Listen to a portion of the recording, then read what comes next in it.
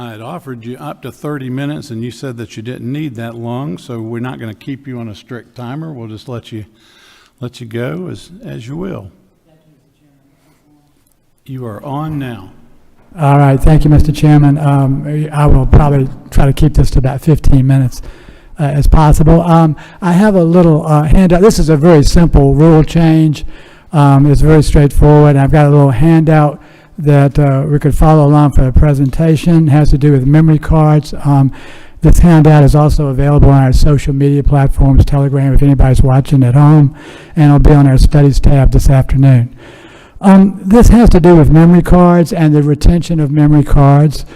First of all, as you see on our diagram, what does a memory card contain? We know that it contains in-person ballot images, cast vote records, and audit logs based on testimony and so on. We also know that these are election records, and they're created automatically when ballots are scanned in order to tabulate votes.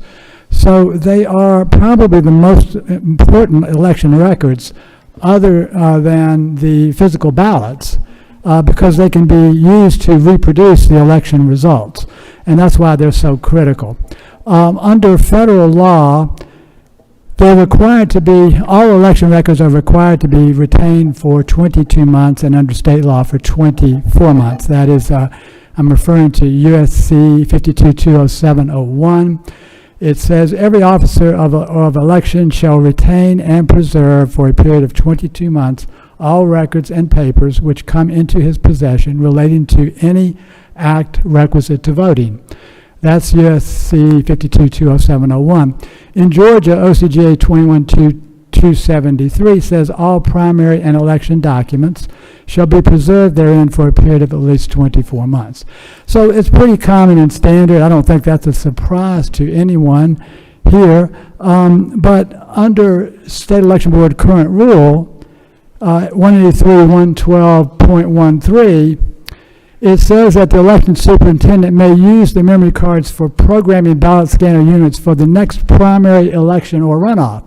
Well, the next runoff could be within 30 to 60 days, and according to federal and state law, this has a 2-year, election records have a 2-year retention period. So what we're proposing to do here is very simply change that statement to say that the election superintendent shall retain the memory cards for a period of 24 months in accordance with Georgia law. So that's something similar to that, and then there's a couple of additional minor changes in there. So I wanted to try to address what the arguments could possibly be against this.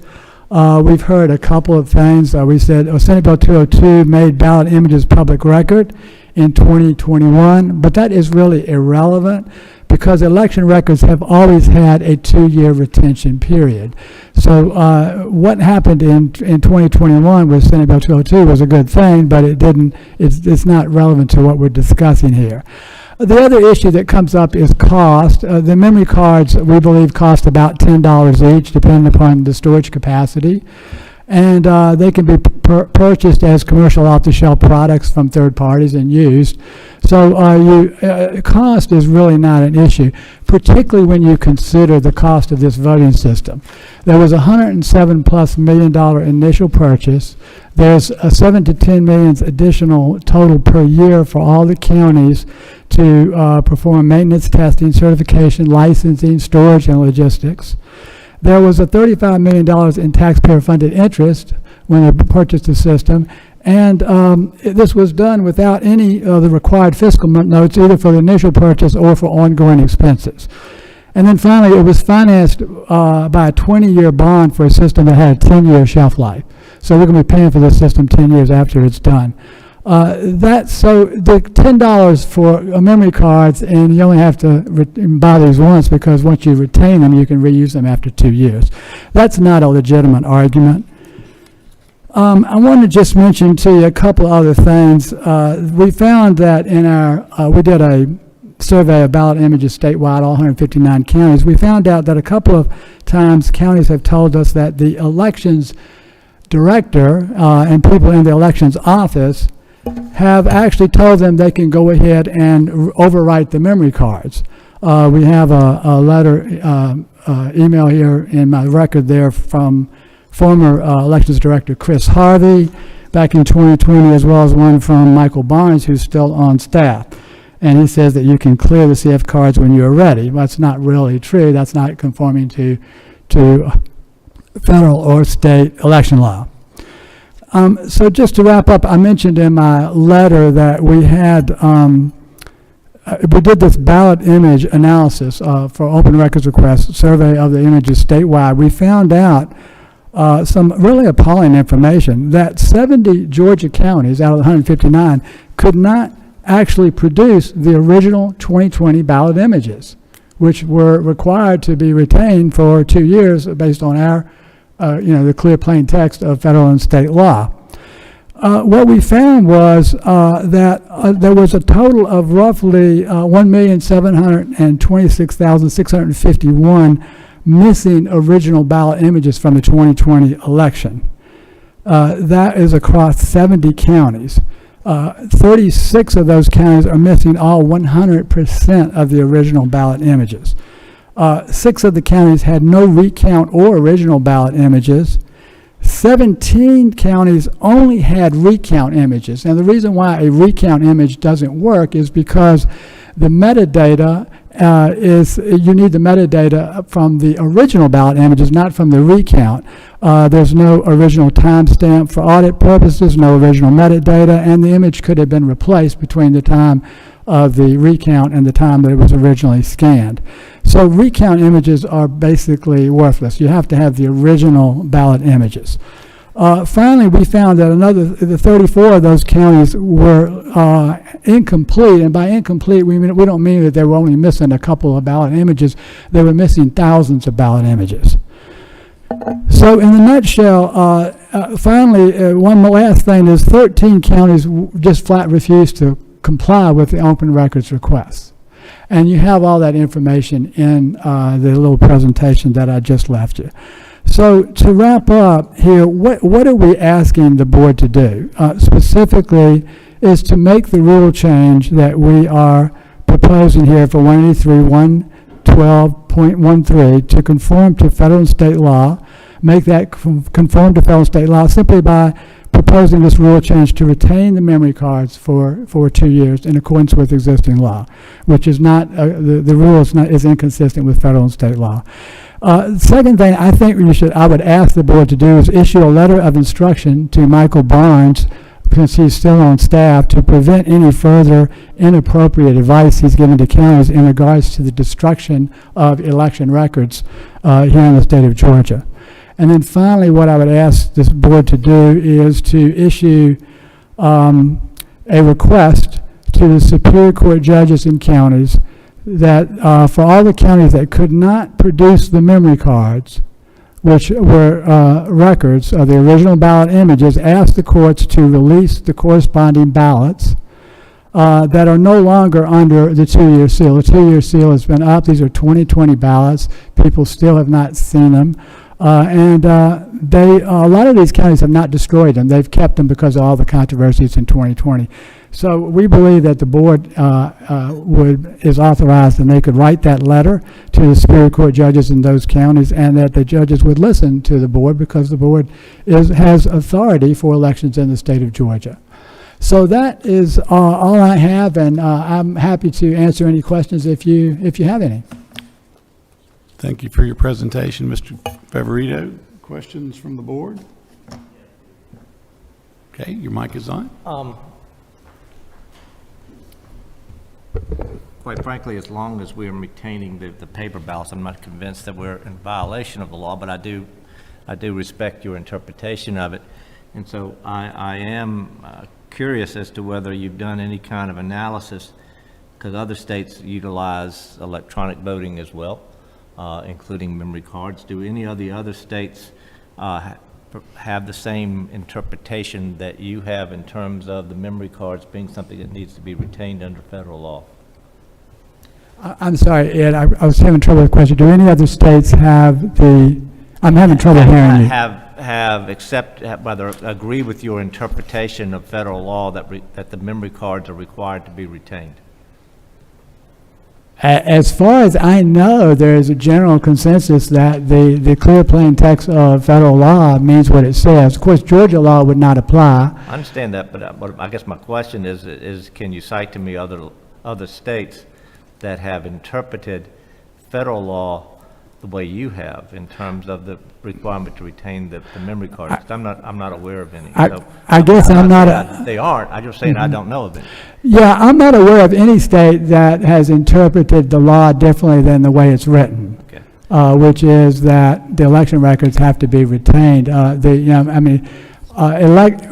in the age of electronic election records, so I don't think there's any dispute based on the national calls I've been on that the election records, that statute applies to electronic election records as well as the physical documents and so on. Yeah, well, certainly before we went to requiring the paper ballot to be printed and retained, the memory cards had a much higher importance.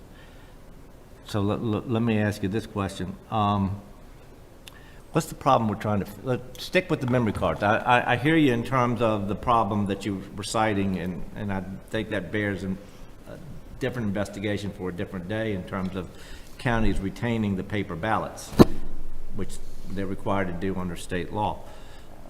Put that aside for a minute, and let's just sort of stick with this. Assuming that the counties are doing what they are required to do under state law, which is to retain the paper ballots for the time period that's required underneath the law, what's the problem that you're trying to fix here? Well, the first problem is that the physical ballots are under seal. The ballot images, according to Georgia law, are available to the public. As you might be familiar, we have spent 3 years trying to see the 2020 Fulton County ballots. We've actually won our case in the Georgia Supreme Court. They said that we did have standing, and through all this political manipulation in the lower court system, we have still yet to see the ballots from the 2020 election after winning the case in the Georgia Supreme Court. I understand your frustration. That has a lot to do with your ability and your interpretation of the law regarding the paper ballots. And I hear you, and I respect what you've tried to do there. But I'm trying to figure out how does that fit with retaining the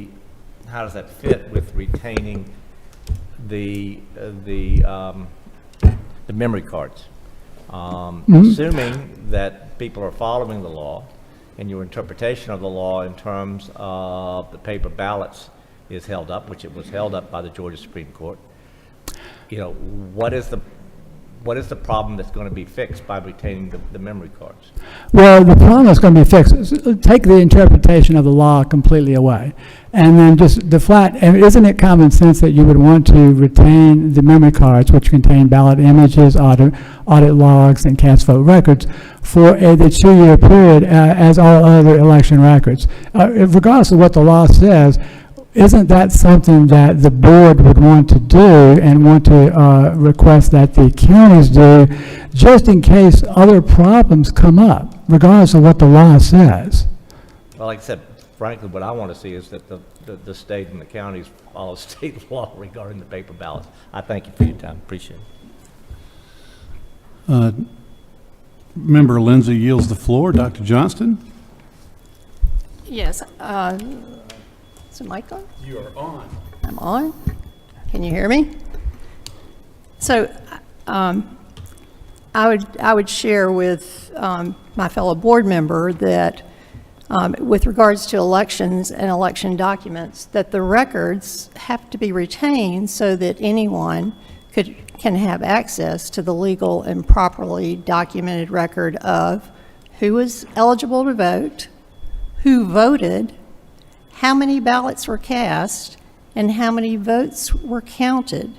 And those documents, whether they're electronic or paper, have to be available in some way or form consistently for members of the public. It's an adherence to the Open Records Act. And I see that if there's difficulty with counties retaining the records, whether it's paper or electronic, there's an issue.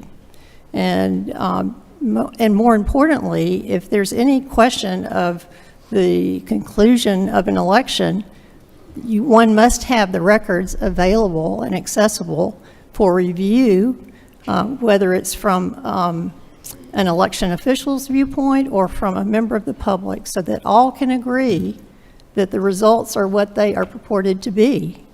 So I think this is, just follows with basic good record keeping and legal record keeping. And the Attorney General of Georgia, he addresses compliance with the requirements for records pertaining to OCGA 50/1870 through 77, that the records include not only documents and papers, but photographs, which are on the memory cards, and computer-based or generated information. Well, information includes all metadata. So I think that this is a great amendment to our rule to include the requirement of the retention of the memory cards. And I did a little research, and I find the cost of a memory card today, a 16 gigabyte memory card, is $14 to $26. And but Dominion, I believe, sells the memory cards, and rather than getting a volume discount, I think it's a volume upmark in price to $46. So if you calculate that for Fulton County, for the number of scanners that they have, it would cost $46 for a memory card, would cost $3,600 for Fulton County. And for all the memory cards used in scanners on election day, it would cost $32,000. But they have a budget of $40 million, so what's $32,000? And if you extrapolate that to the entire state, it would be $300,000 spread out over 159 counties. So I don't think it's too great of a financial burden. And of course, the memory cards can be reused after 2 years. So you can apply the old business standard of grandfather, father, and son. You can have one set of memory cards available for emergencies, have the set that you're using for the current election, and have the retained set in the records. So I would fully support this and would make a motion to accept the amendment to this rule. Okay. There's been a motion made to accept the rule. Is there a second?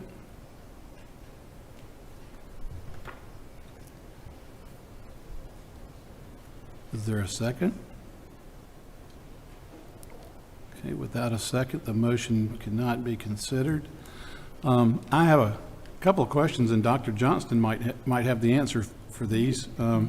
But Garland, you can chime in as well. And everybody who knows me, and as long as I've been on the board, you know that I'm always worried about unfunded mandates. And so what I want to do is kind of quantify, and Dr. Johnston was doing a good job of this already, so she might have already done this work, but tell me, how many cards do we use statewide for an average presidential election? Do we know?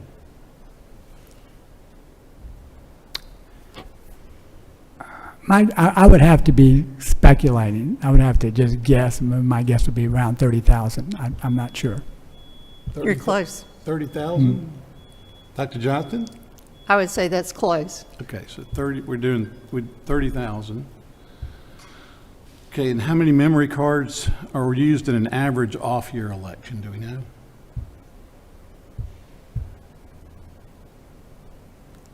Don't know. Ballpark estimate? Don't know. Probably less. Not very many. Probably less, or maybe the same. So No, it'd be Okay. dramatically less. Okay.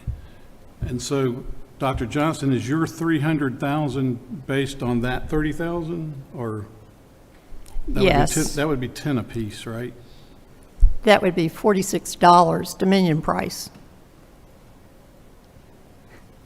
The Dominion markup. All right. Now, one should know that the next generation of scanners that Dominion plans to use will use SD cards and not compact flash cards. And they currently use 16 gigabyte compact flash cards, which is, it's hard to find one because flash cards today and SD cards are vastly larger, more capable of storing much more information, and are faster. So I think we should expect better performance. It depends on the performance of the host device also. So the quality of the host device makes a difference on the scanning properties. Okay, thank you. Thank you for that. There's been a motion made to accept the rule. It was not seconded, so it cannot be considered. Is there a counter? Well, let me first explain why. I do understand your point, and it sounds to me, Mr. Favorito, like most of your complaint is regarding the retention of the paper ballots and the proper following of Georgia law, and that needs to be our focus rather than a duplicate document or a duplicate source of the memory cards, and so that's where I think that the really focus could be. So therefore, I would move that this rule change be denied at this time. I'm sorry, sir. I'm a little too relaxed here. My apologies. I'm going to vote to deny because I think that the issue here, as raised by Mr. Favorito, that needs to be looked at is the following of state law regarding the paper ballots. That's the problem. If there is a problem. And so I think this is sort of an end around, but if folks are having a difficult time retaining paper ballots, they're going to probably do the same problem with electronics. So let's try to clean up this. If a problem does exist, that we focus on the retention issue with the paper ballots, which we had made such a hard effort to get to in 2020. Okay, there's been a motion to reject the petition. I second the motion. Is there discussion? Yes, I would like to make the point that election documents must be available for review by anyone. And the paper ballots are not available for review. So one must rely on the electronic documents that should be retained and made available. And they just have not been. The election offices are failing in saving what is legally required for them to retain. I understand your point, but that gets back to mine, which is the problem is is what to do with the paper ballots. Okay, further discussion? Okay, we'll vote in, again, reverse chronological order of seniority. So Dr. Johnston gets to go first. Dr. Johnston, on the motion to reject the petition. I vote nay. Dr. Johnston votes nay. On the motion to reject the petition, how say you, Mr. Lindsay? Aye. Mr. Lindsay votes aye. I vote aye. The motion to reject carries 2-1. Thank you for your presentation, Mr. Garland. Thank you for your time. Favorito. We appreciate you, all the hard work that you do. Okay, the next order, please. The next matter we have for consideration of petitions for amendment to the rule for Marilyn Marks. You gave me an order that you wanted to present them in. I don't know if it's the same as on my agenda or not. It doesn't matter to me, whatever the board would prefer. So whatever's your pleasure. Okay, great. Dealer's choice. We'll let you pick which one. We'll start with, I don't know whether it's the hard one, but maybe the most repetitive one, ballot secrecy. Let's do that. And I'm splitting my time today with Ms. Jean Dufort. Okay, just for the co-petitioner. Just for the board's record, that one is going to be on tab 50. We have labeled it on the agenda as conducting elections. Okay, so board ready? Okay.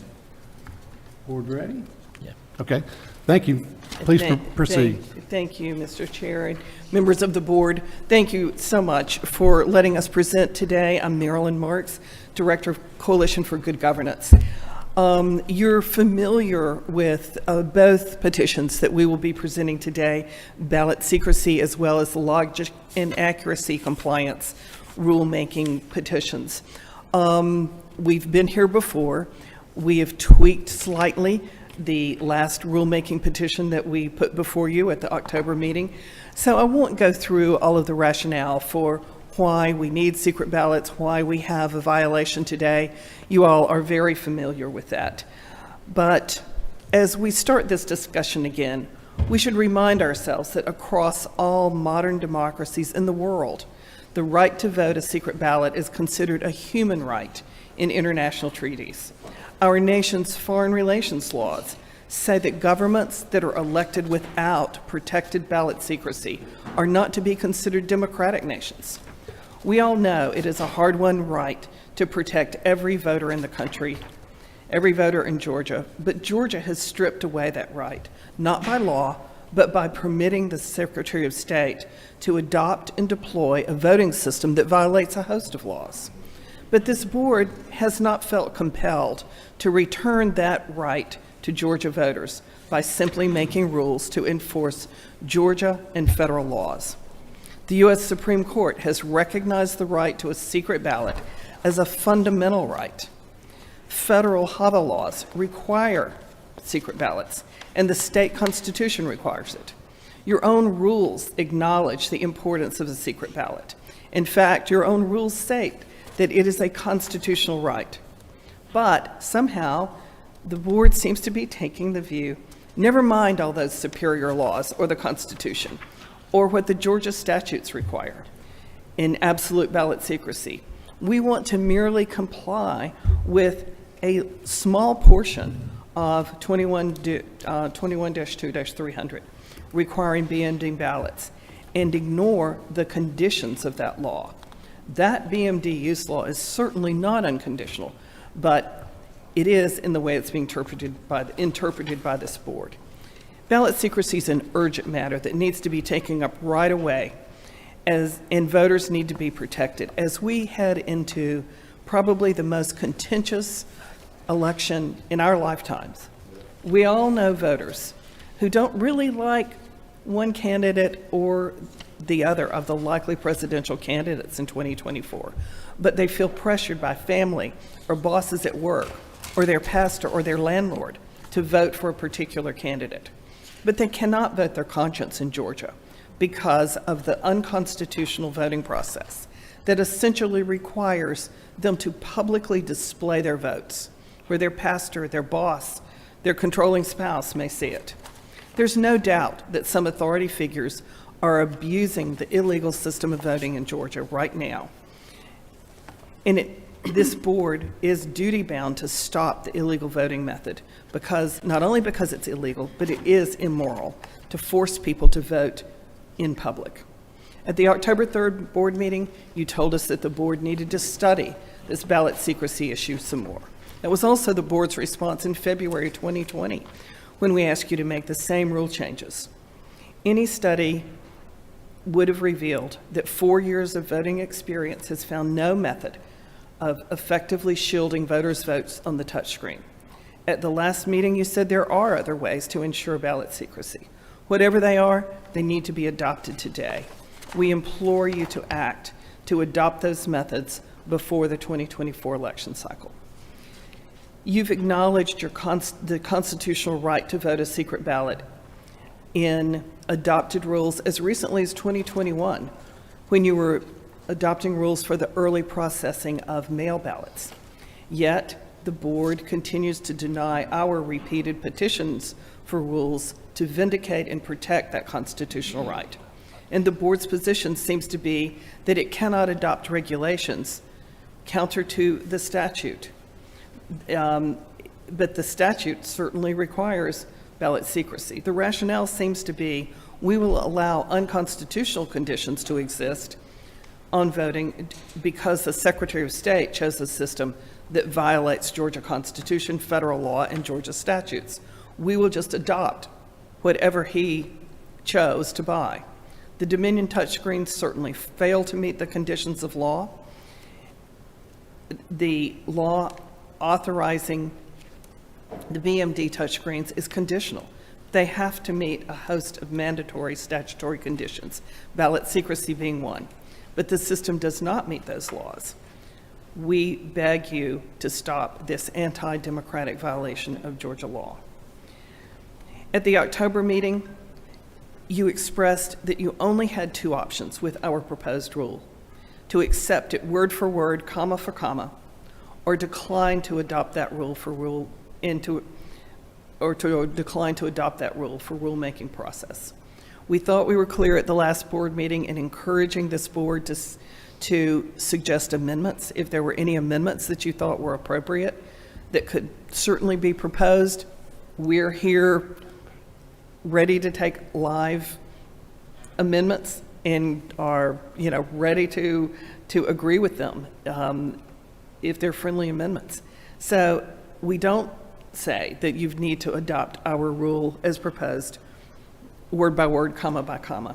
We're looking to protect the voters' right to ballot secrecy, and it cries out for resolution before this contentious 2024 election cycle begins.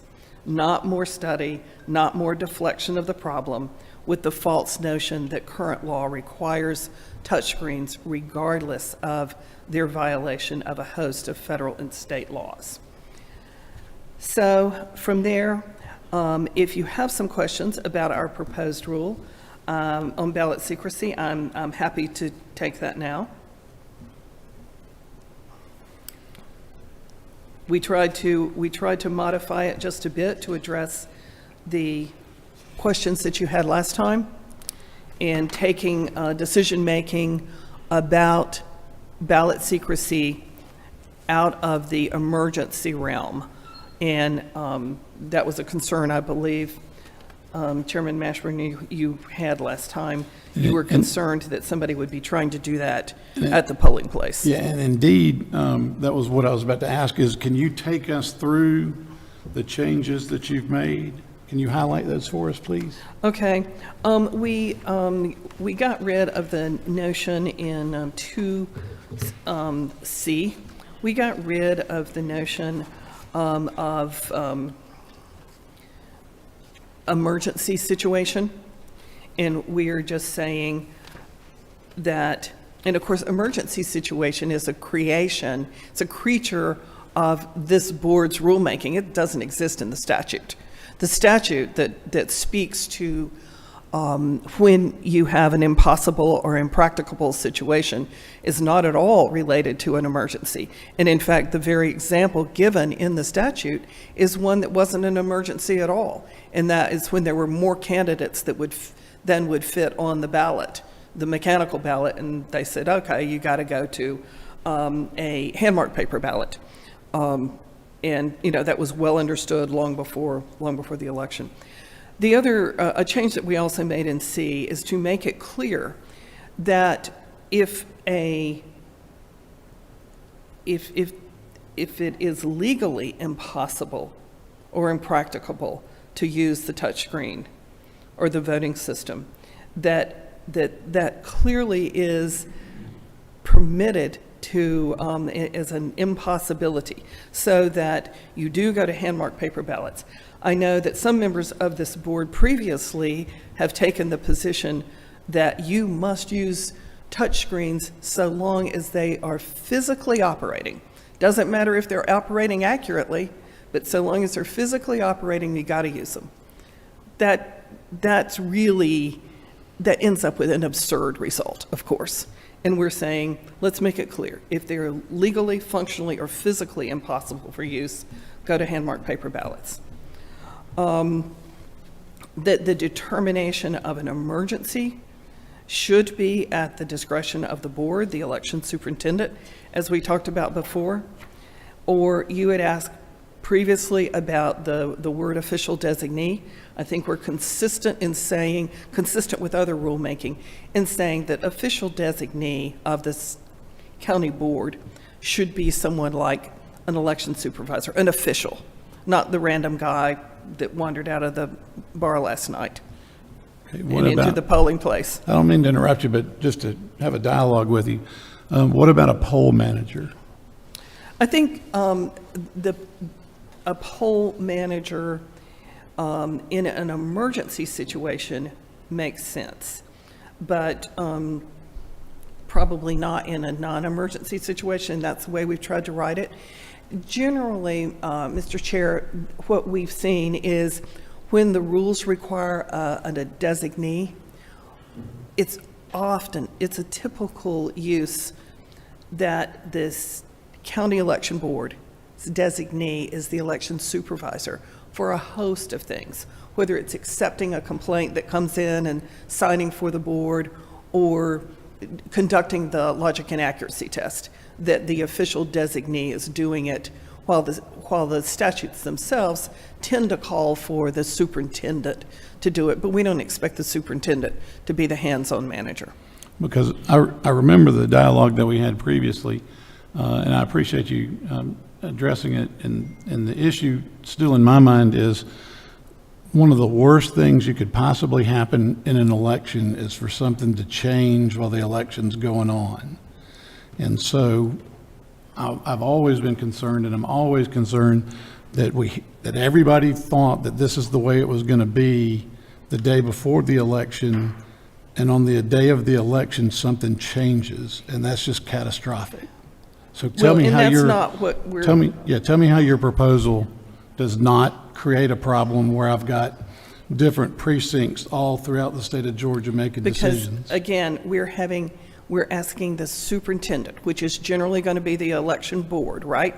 They're meeting in public session. They don't meet suddenly, at a precinct at 10 o'clock on election day. They are making their decisions ahead of time. And, but generally, they have an official designee to handle a lot of the managerial decision-making.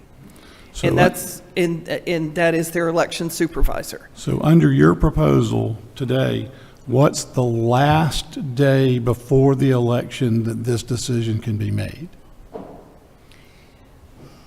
What's the final cutoff for making this decision?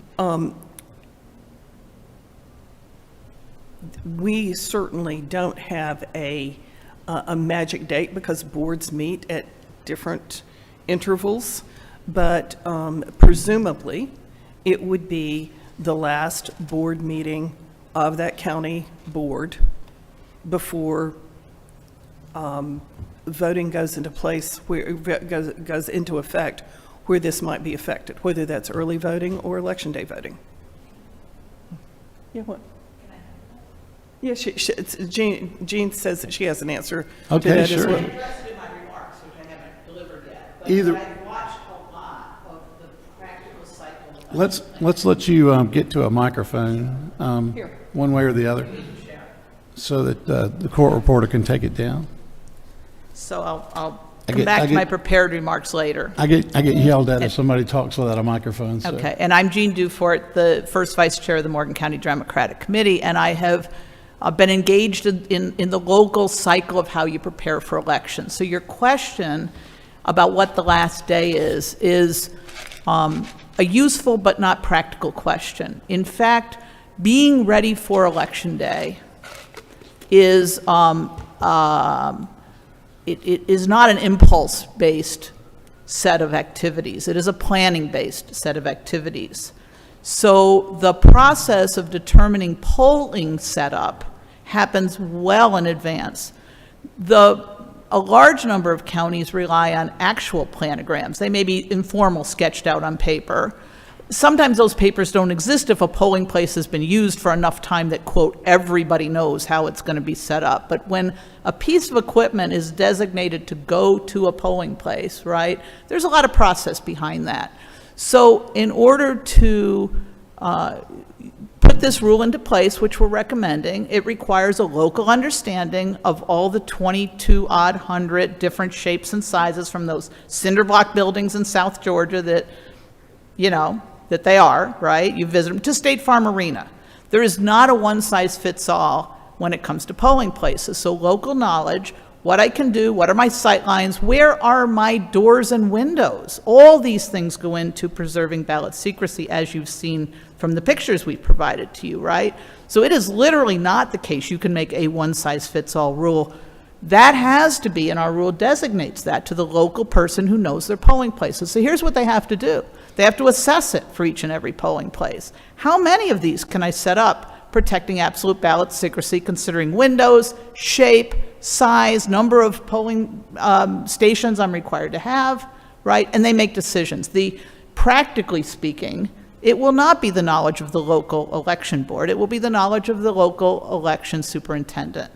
They're the ones, the administrator, who makes those decisions, supervisor, in consultation in a big county with their team. So, for example, Athens, with 100,000-ish voters, they've got Lisa, who's been doing this for a while. She isn't their election director, but she's their person who does all this stuff, figures out how it's going to be set up for each and every polling place. So there's a plan. Now, once you have the plan, you've got to figure out what machines have to be logic and accuracy tested for which ballot styles, right? That's part of the plan.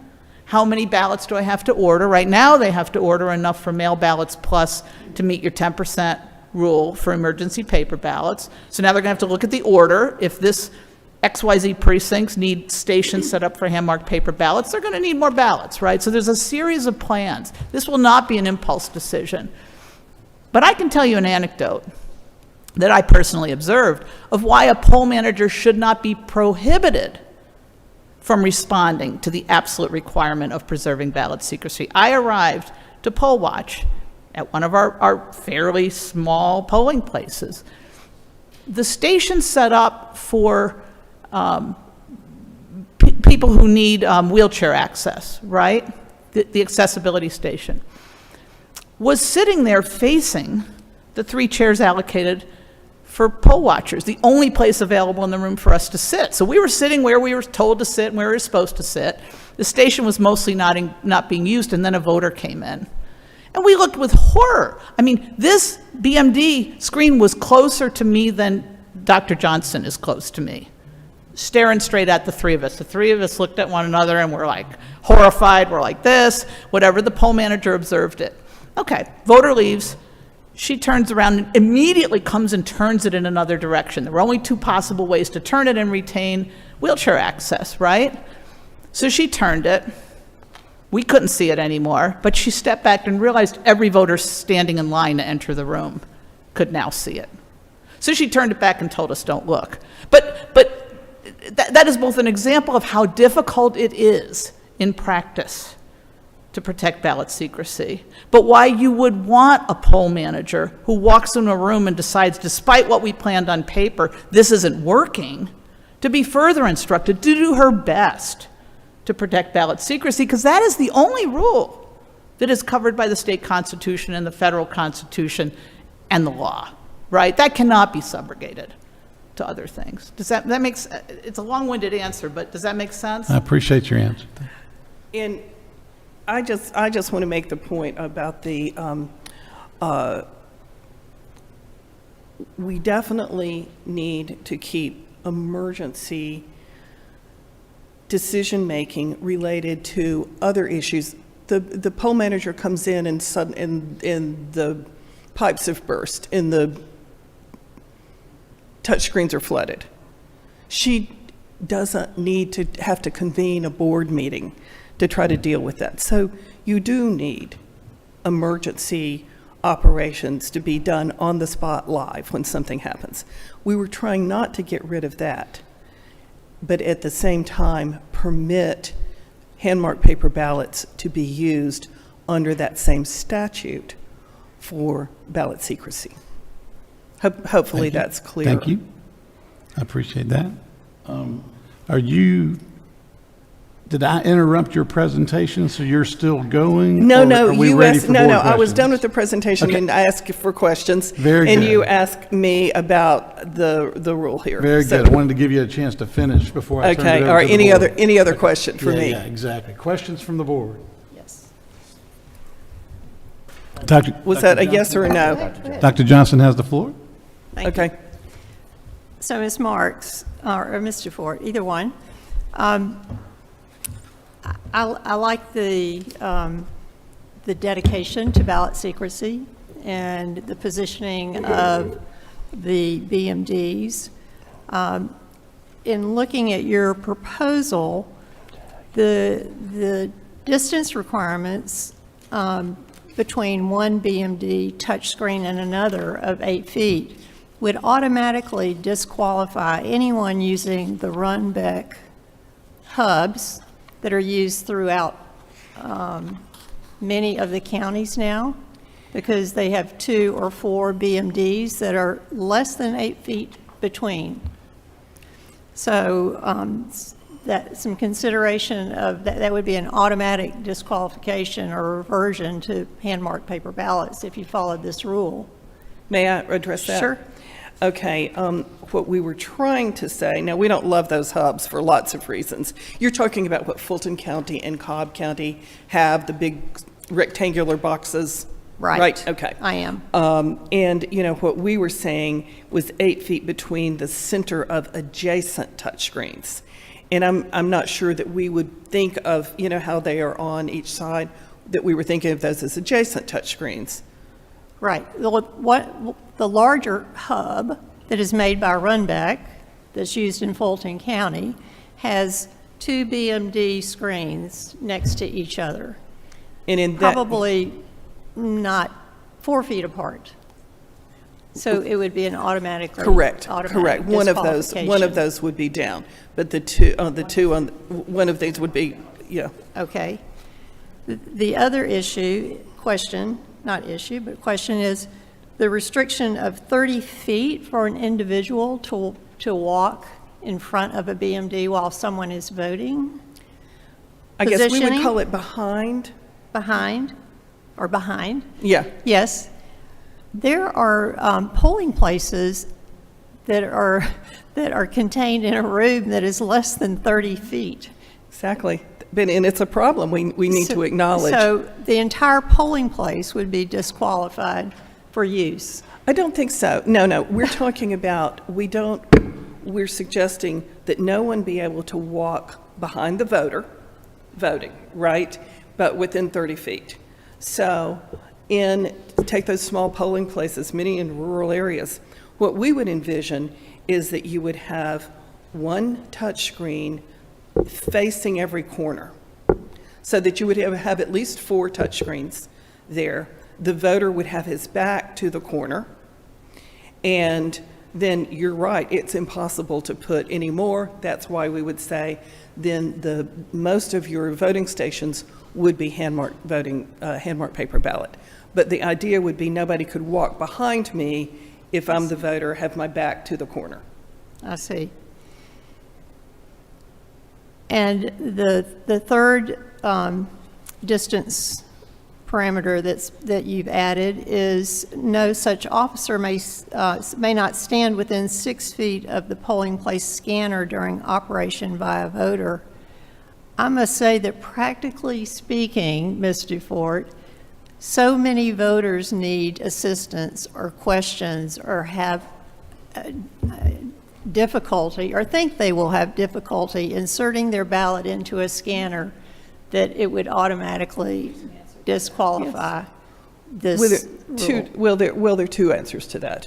One, your person who's stationed to watch the scanner, have them stay more than 6 feet away and only approach when a voter needs it. But the other thing that most states do for scanners, and in fact, we've got some counties in Georgia that do it, and that is create a ballot secrecy folder envelope. And Exactly. all it is, if you think about it, is a manila folder cut with a little inch of it cut off. You put your ballot in that. You hold that folder. It's with the tab of the ballot sticking out at the top, and it feeds it into the scanner. I like that suggestion. Florida uses that, and it's very effective and Very typical. and acknowledges the respect that a ballot deserves for secret ballot voting. Right. All right, another question, just a logistics question. So you have the ballot secrecy, you've rearranged voting hubs or BMDs, and now the line is too long, it's 30 minutes, and there's a desire to resort to or revert to hand-marked paper ballots. In early voting in Fulton County, that has 360 precincts thereabouts, and 1,000 ballot styles in early voting, I have a hard time imagining the logistics of having that many ballots, paper ballots, available for use. So it would require at least a ballot-on-demand printer in every early voting site, or packs of pre-printed ballots, because you have to maintain the proper precinct for each person that's voting. Correct. Okay, so thank you for both of those questions.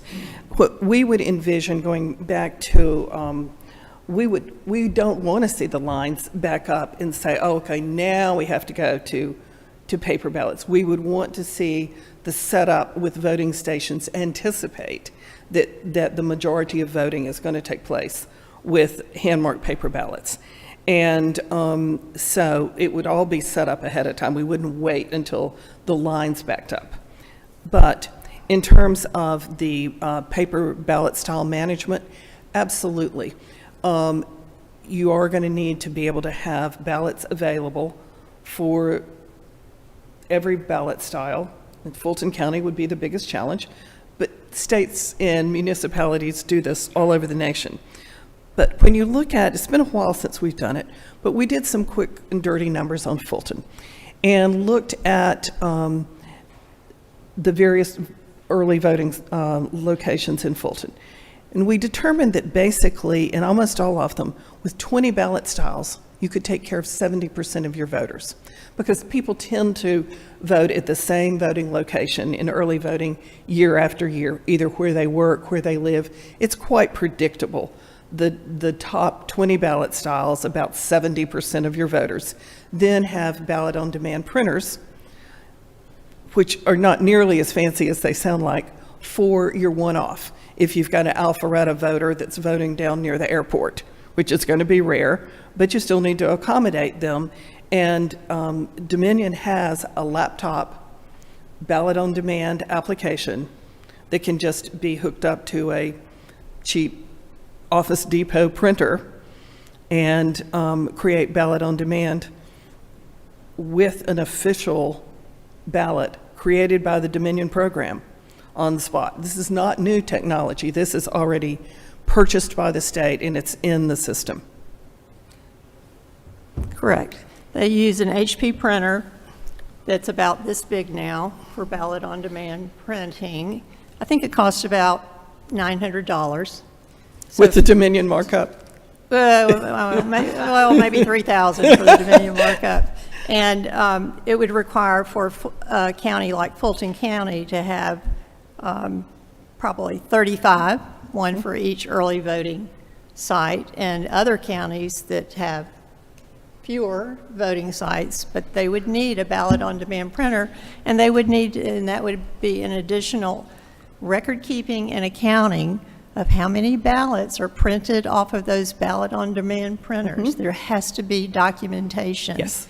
and recording of such actions. Right. And that's, other states have learned how to do that long ago. But not only that, but the amount of money you would save by not having the plethora, the 35,000 very much more expensive touchscreens to set up, test, transport, secure, etc. You would end up saving so much more money. You could buy a new HP printer for every election and toss the old one in the landfill and still save money.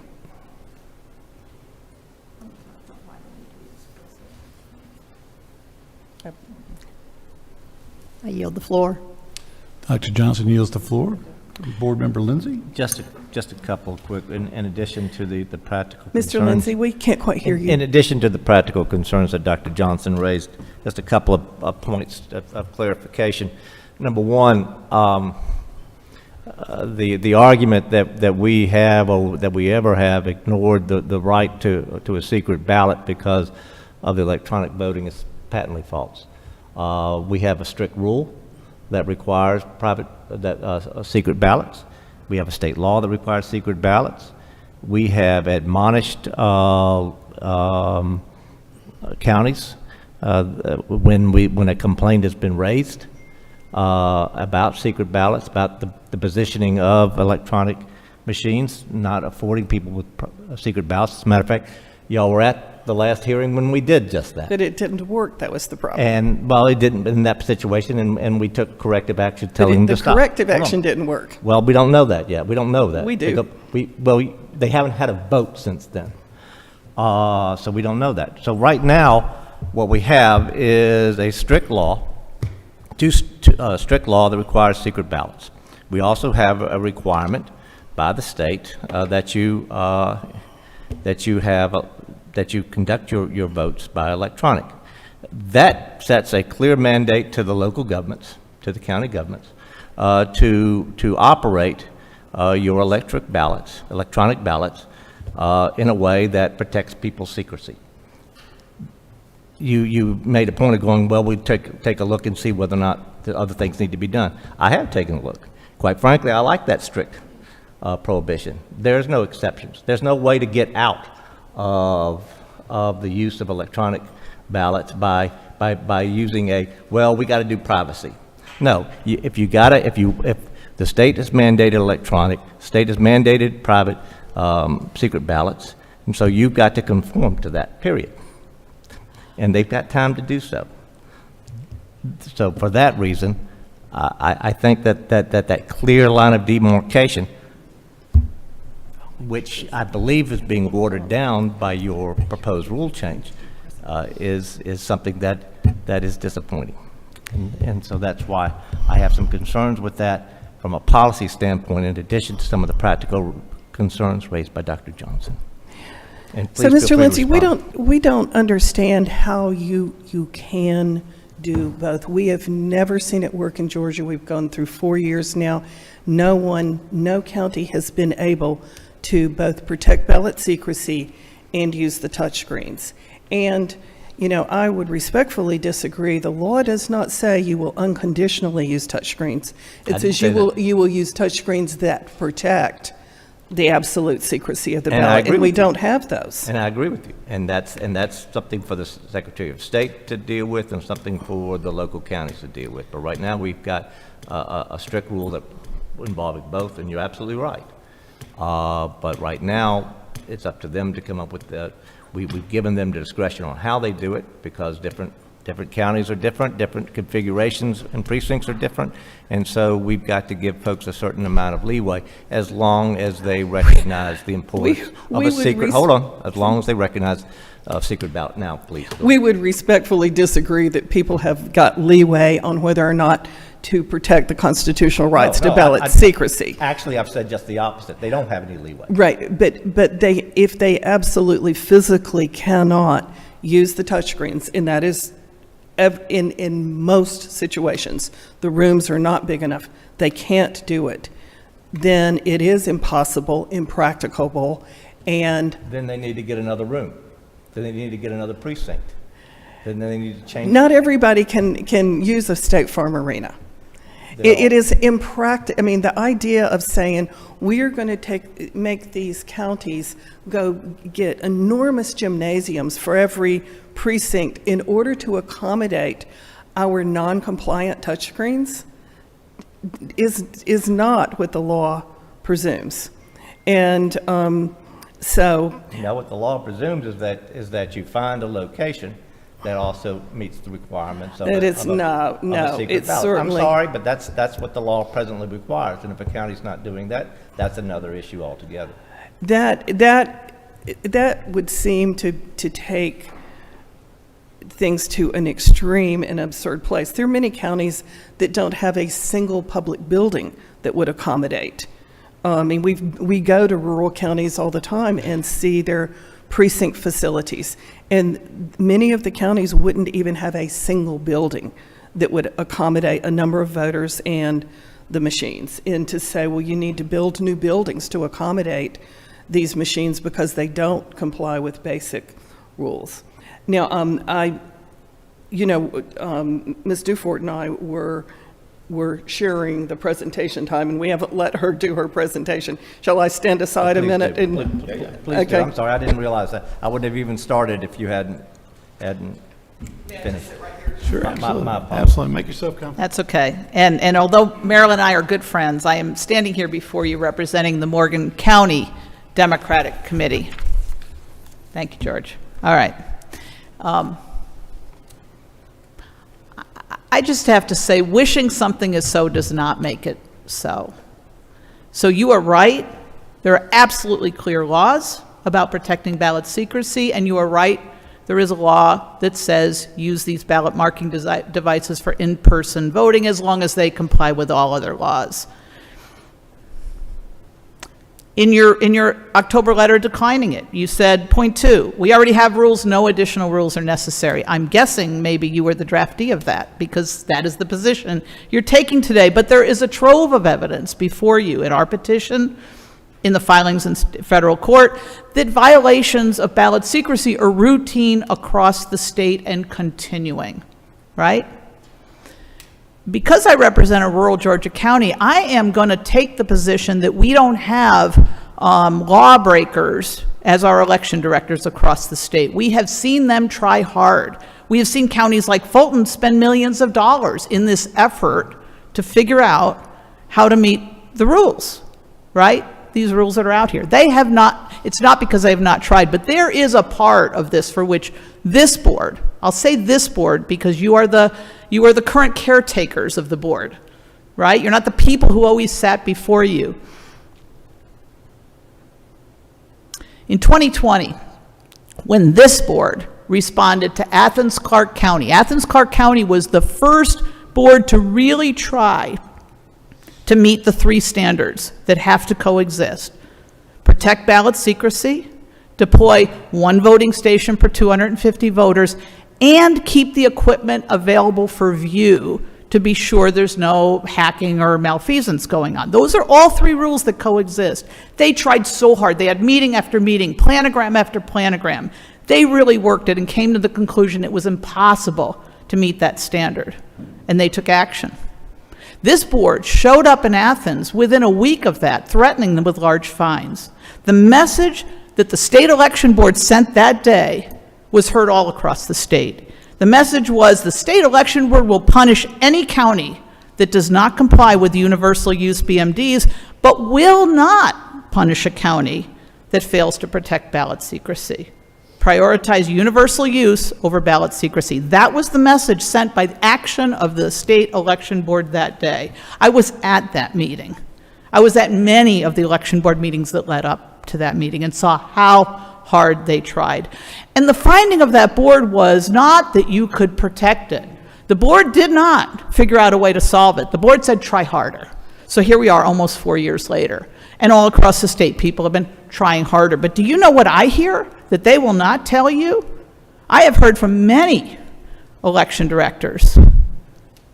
We heard the message of Athens. We don't want to be Athened. They call it that in private conversations, election directors. We can't raise this issue with you or we'll be Athened. They're scared of you. And that is why you have an obligation to take an affirmative action to send a different message, to contradict the message that you put out into the universe on that day with that decision in Athens-Clarke County. You know, I was going to talk to you about why it matters. It really doesn't matter why ballot secrecy matters, because it's the law, right? There isn't any other area Where when we talk about the law, we say, well, if it's too hard, we can just break the law. If it's going to cost too much, we can just break the law. It is not a conditional right, the right to ballot secrecy. And you created the circumstance right now where the counties have a clear direction from the state election board, whether you like it or not. Your predecessors created that condition, and that's more than anything else is why you have an obligation to act right now, so that you're not burdening those local election officials with being lawbreakers. By the way, SB 202, let's talk about that. SB 202 says it subjects all of us, me as a poll watcher, election workers, subjects us to the charge, to felony charges. We can be accused of intentionally observing a voter in a manner that allows them to see votes. On that day, that anecdote I told you earlier, I could have walked out of there with felony charges because everyone knew that that screen was in front of me. We could not see it without turning away and not doing what we were there to do, which was observe elections and observe activity and observe voters, right? That cannot be the standard that you allow to rule. You have to protect election workers, you have to protect citizens that are walking into polling places, and you have to protect voters, right? We'd say where I come from, everybody knows your name. But they're not supposed to know how you voted unless you tell them. It's not okay. But it's also just not the law that says it's okay. And you have to undo what you did, you the board, your predecessors, what you did in 2020, or things won't change. Thank you. Thank you.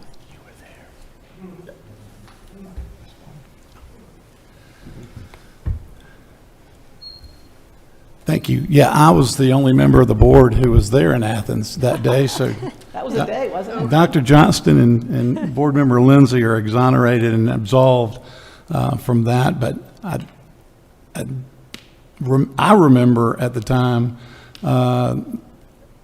examining the meetings of the Athens-Clarke County Board of Elections, and they couldn't even approve their minutes. They couldn't even get a vote to approve the board's minutes.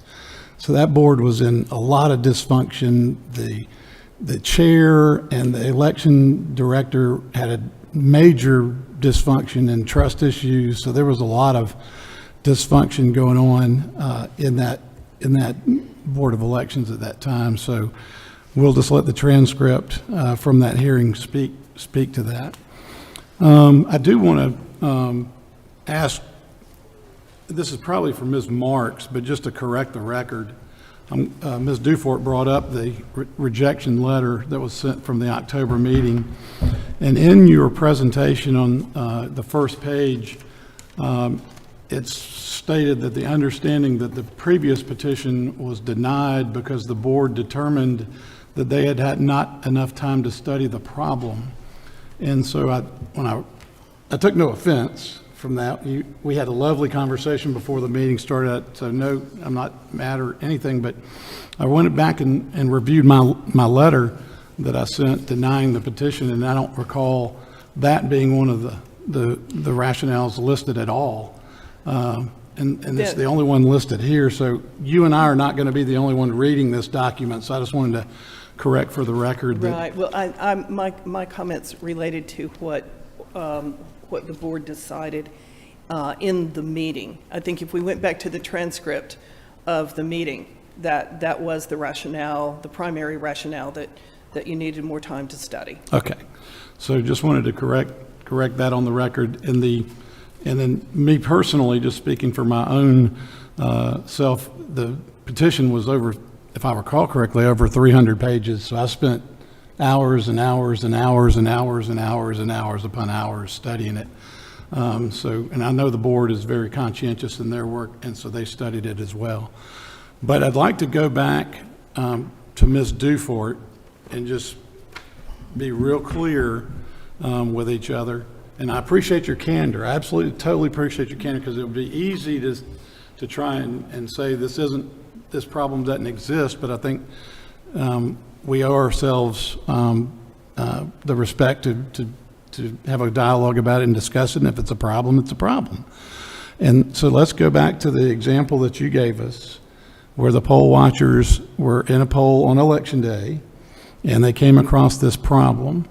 And so am I correct or incorrect that under this proposal, the poll manager or the election superintendent would decide on election day that ballot secrecy cannot be met, and therefore we're switching to paper ballots on election day? No, I would say you're incorrect, Okay. because Explain it to me. under these proposed rules, that polling place would never have been set up the way it was. Understand, it was set up to the best of our election director's ability to follow one voting station per 250 voters, right, set up in a manner that they could be observed against hacking, and protect ballot secrecy, right?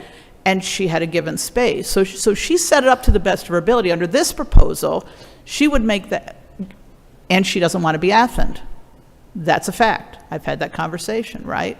Under this proposal, that polling place would never have been set up that way to begin with, because that condition would have been recognized. She would have had the direct charge to protect ballot secrecy, absolutely, and set her polling place up with a mix of stations, however many ballot marking stations she could possibly set up. I don't disagree that that is a priority, right? But she would then stop to the extent, because see, you don't need 8 foot apart when you're voting, marking a ballot by hand. So she would have the flexibility to push more stations close together, separate the ones that needed protection because the big screen needs protecting, and we would never have been in that position. But I'm just saying to you also, practically, I never ever want to take away the authority of the poll manager to respond to actual on-the-ground conditions to make voting better and more legally compliant for all voters. Okay, and so back to Ms. Marks now. So are you and I clear, Ms. Marks, that your proposal is that the deadline for this determination to be made is the last board meeting before the election, whenever that board meets? As a practical matter, you know, I would certainly look to the judgment of the board, but generally, I would say that the deadline would be when they are doing their final approval of the layouts of the precincts and that sort of thing.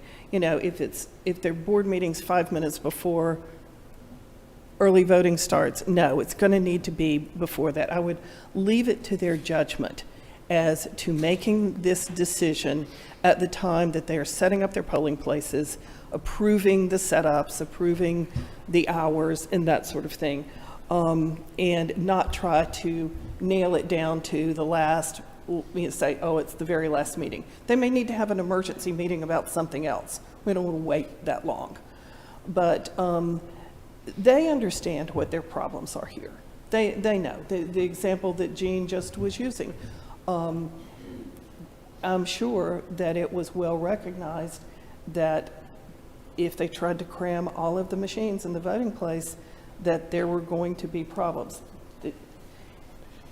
When this poll manager and the superintendent could have said, okay, our accessible voting station is going to be facing a corner.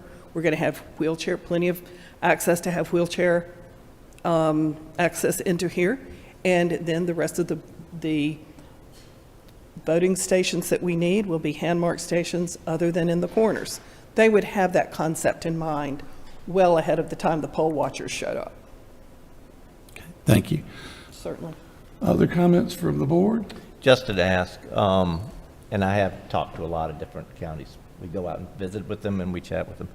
Has anyone joined in your petition from a county election board? We haven't asked them to. 'Cause I mean, we could have, but when we do talk to election supervisors and superintendents, board members, they tell us many of them tell us, we completely support what you are doing, but we are not about to speak up and be fined by the state election board for saying that we need to do this. We have a lot of silent support about this, but I'm not coming to you saying, trust me, they're all behind us. Yeah. They know that they will be punished if they speak up on this. Because frankly, that's just patently false. Well, they Hold feel, on, let me it may finish. be. Let me finish. You It had may your be, moment. but Let me they finish feel, mine. they feel that way. Let me finish mine, because I have talked to them, and I have made a point, and others on our board have made a point, that we are in a collaborative phase, that we work well with them. We worked well with the county that was out of compliance before, and worked with them in terms of working a solution rather than fining. We can't hear. Sorry, guys. And that we have been in a collaborative phase, and we have asked, and with other folks. And I haven't had folks, and a lot of what we do is going, okay, guys, if the law's not working, what needs to work? Because our job is to then go back to the legislature and then, be your mouthpiece with the legislature. And we have sat down and sat with many supervisors. And in terms of simply coming to us and saying the present thing doesn't work and therefore we'll fine you, I think it's just patently false. I'll tell you that much right now. For one thing, there's no ability for us to do that, and number two, there's no incentive for us to do that. So that's just my comment. Okay.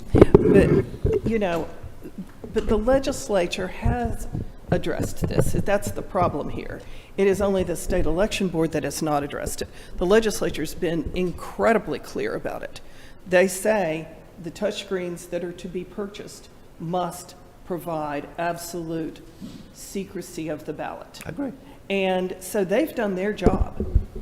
The problem is that what they ordered in the law is not being enforced by this board. And the rules don't comply with what the state and federal authorities ordered. And you talk about how you had one county who you've talked to and they began to try to address it, but we know enough about the little shields that they are going to use in the setup to know that that may be a nice try, but it will not be effective. It just, the physical properties are going to keep that from being effective, so we shouldn't pretend that it's going to be effective, and we shouldn't pretend this is a legislative problem. And we shouldn't say, well, we'll just wait until the secretary recognizes that he's out of compliance with the law. It is really this board's duty, responsibility, particularly as we're facing 2024, to say, okay, we must act and recognize the secretary's out of compliance, the equipment's out of compliance with all the laws. It's up to us. I'll let you have the last word. Dr. Johnson? Just a few comments. Indeed, ballot secrecy is a priority, and it is a requirement, and it is the law, and it can be a problem,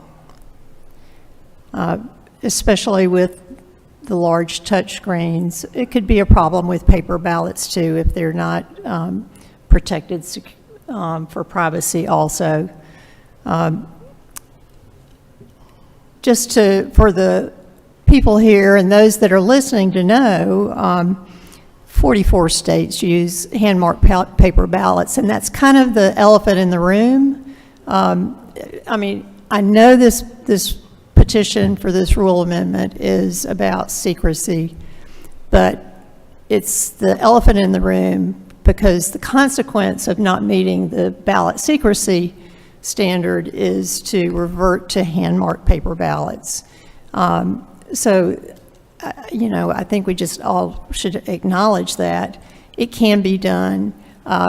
This petition led me to, or required me to start visiting places that were using hand-marked paper ballots. There's nothing to be afraid about with hand-marked paper ballots. I traveled to Orange County, Florida, and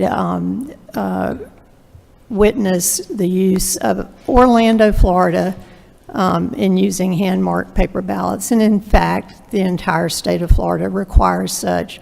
So, it's not that it's dangerous to use hand-marked paper ballots. It's feasible to use hand-marked paper ballots.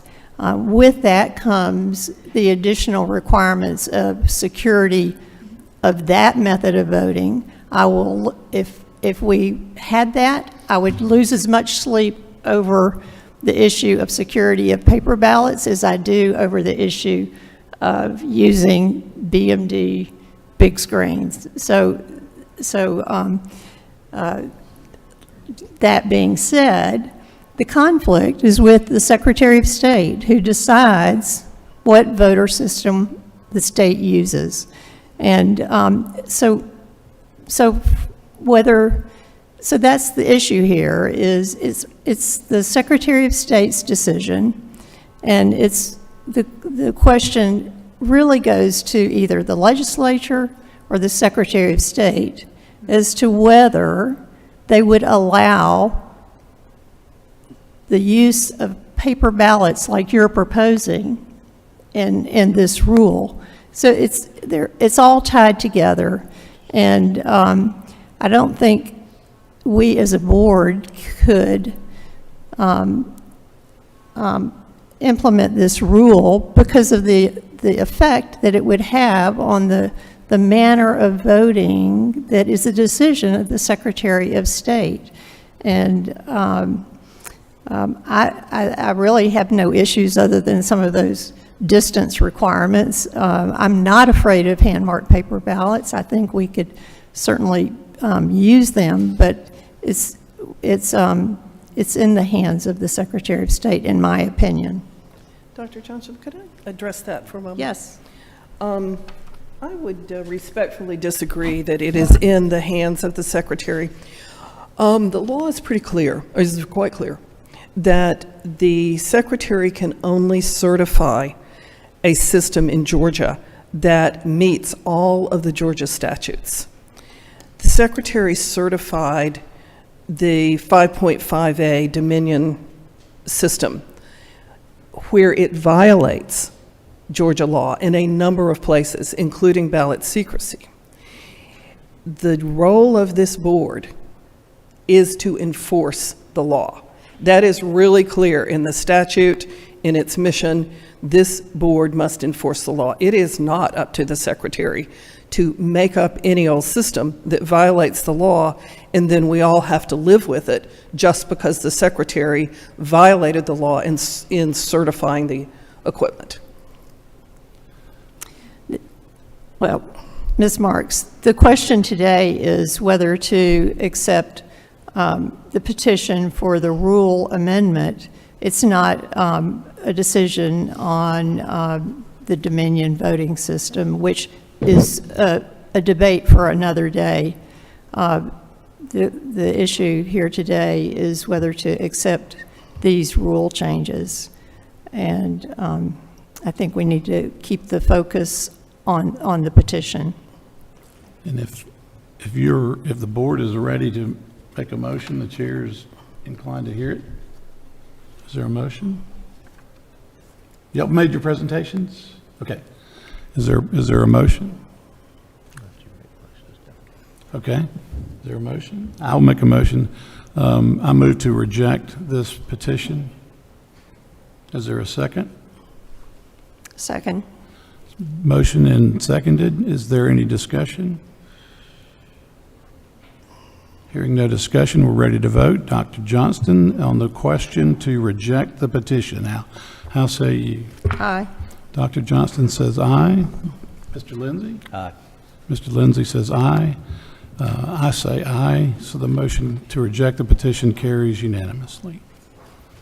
We'll now move to the second question, and that is logic and accuracy testing.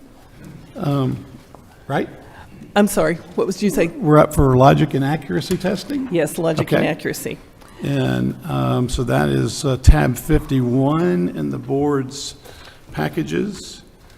And whichever of the two would like to begin. And again, y'all have not requested a full 30 minutes, so No, I we'll think have you as were long going to as do you like want. 4 minutes. Do you want to go first? You want to go first because I have a pass out. A pass as we out. talk about. But don't pass out. Yes.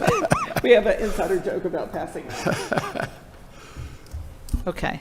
Ms. Duford, Again, Ms. Duford, the I- floor is yours. I'm here on behalf of the Morgan County Democratic Committee.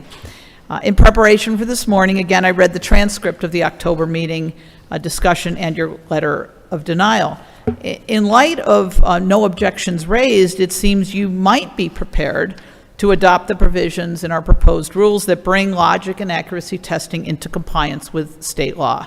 That is the central point of our petition, that the General Assembly required comprehensive logic and accuracy testing, but Secretary of State's procedures do not require it, and no one is enforcing it. And the recent election in Northampton County, Pennsylvania, delivered a chilling warning that LAT shortcuts present unacceptable risk. Election workers had to tell voters that ballots that did not reflect the choices they made, at least not in the human readable text, would be counted anyway, because the barcode and the text did not match. Thorough logic and accuracy testing reduces the chances that programming errors like this will go unnoticed. Your questions and concerns in your letter of denial were focused on the second purpose of our rules, to ensure access to meaningful public observation. And as the representative of county committee, public observation is a big deal for us. We have lots of volunteers who engage in that. Observing logic and accuracy testing is very similar to observing tabulation and scan recounts. And recently, I was at the Fulton County recount, credentialed as a candidate observer. Dr. Johnson, you were there, so please have some patience with my retelling of it. It was a very large room with a plexiglass room in the center with the scanners set up inside of that. The general public was confined to an area from which you could see things were happening, but you couldn't tell what was happening. But as credential observers, we were allowed much closer, but not inside that plexiglass room. But from our vantage point, I was about half the distance to the scanner as I am to Dr. Johnson. So I could read the monitor that was set up with the scanner, and I could tell, in fact, a lot of what was happening. I could not hear, and really audio, hearing what election workers are talking about as they solve problems would really, really help. In my home county, with credentials, I'm allowed into the room with the scanner. Without credentials, again, I'm outside looking through a thick plexiglass window at an angle that does not allow effective observation. And I fully understand that far too many people have been behaving badly towards election workers. But the answer cannot be to reduce public observation. There has to be an answer to that, but it can't be reducing the public's right to observe elections. The rules must allow for effective visual observation with the ability to hear discussions of poll workers so we can understand what's happening. There must be reasonable access to supervisors so observers can report problems and ask questions. We were able to solve a few things by being able to talk to the New Fulton County Board election director, Dr. Patrice, for example, right?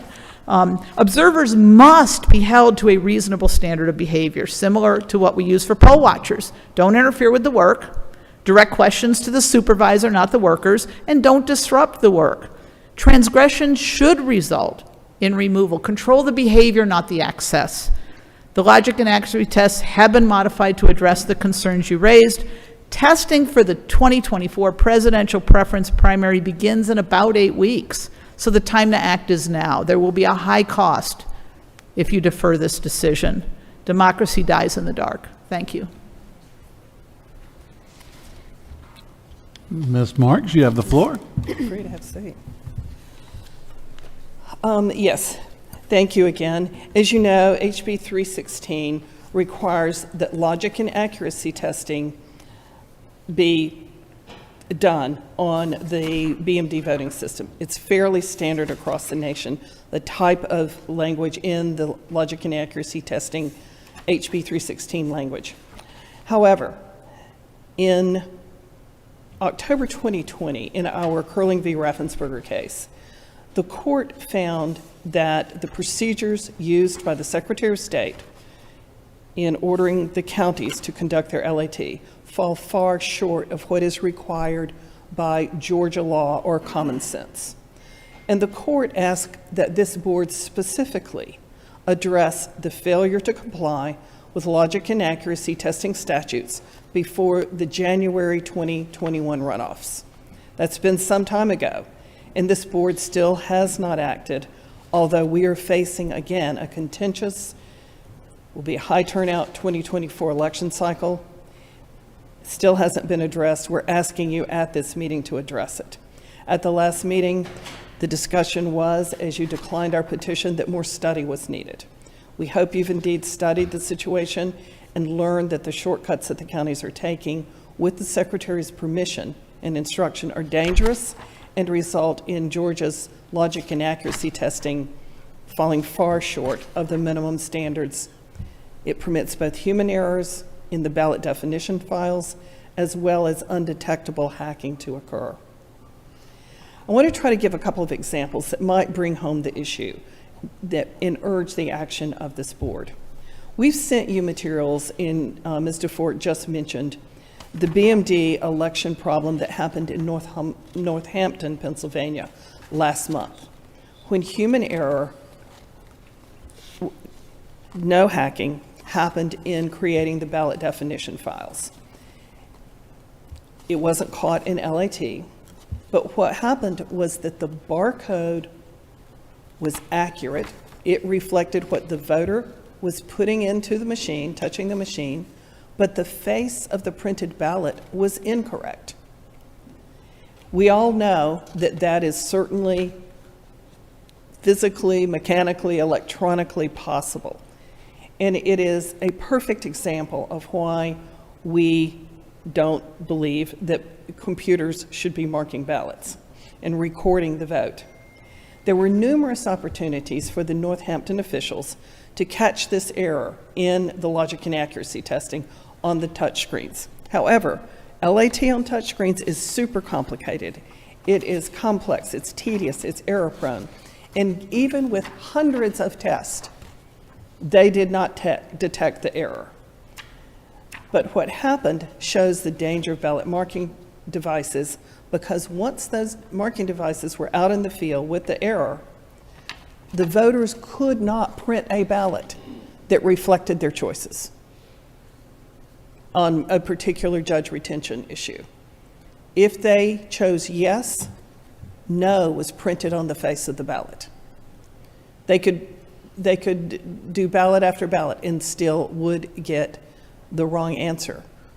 It could happen in Georgia. And in Georgia, it says in an audit, just as in Pennsylvania, in an audit, what's on the face of the ballot counts. So an audit would have, if the margins had been such in Pennsylvania, an audit would actually reverse a correct outcome. A hand recount would have reversed a correct outcome. So the importance of logic and accuracy testing as well as a hand-marked paper ballot. It's hard to quite imagine. So I brought some examples with me. Let's the first one is a Fulton County ballot. Let's just move right past that one and go And to just for the court reporter to note, the board has these that handouts that you've given us. Each board member has one that begins Fulton County official ballot at the top. right. So just, And I'm asking, set that one aside for the moment, and let's go to the next one that says the Chatham County official ballot from November 3rd, 2020. okay. And it's got a third page? it says, on the front of it, it says correctly interpreted in a little box up at the top. Yep, On the third left-hand page, got side, it. Uh-huh. the one I want to look at is correctly interpreted. And I want to say, before we panic, this was the machine recount. And this was only counting, at this time, this was only counting the presidential election. But I just want to give you an example of what can happen. Okay, so let's look at the constitutional amendments at the very end. Constitutional Amendment 1, the vote says it was for yes. Constitutional Amendment 2, the vote for yes. Statewide referendum, vote for yes. Are you with me on the front page? Yep. And then we go to the next page, which the Dominion system calls the audit mark page, that tells us how the barcode was interpreted. And we get the same thing in those constitutional amendments, right? yes, yes, and statewide referendum, yes. Everything's correctly interpreted, it appears. The printed text that the voter saw is the same as what the cast vote record tells us was voted, right? Yeah, what's in the barcode.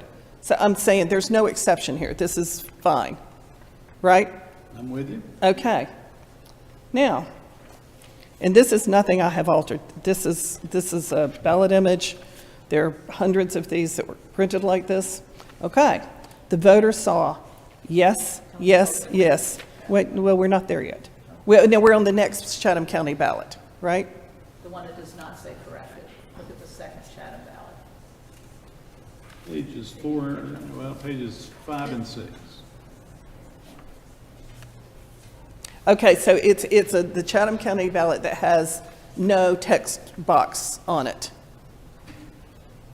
Okay? So it says, what the voter saw here is those last three yes or no questions. Yes, yes, yes. With me? On the front page? I'm with It's you. what the voter saw. But let's look at what the machine counted.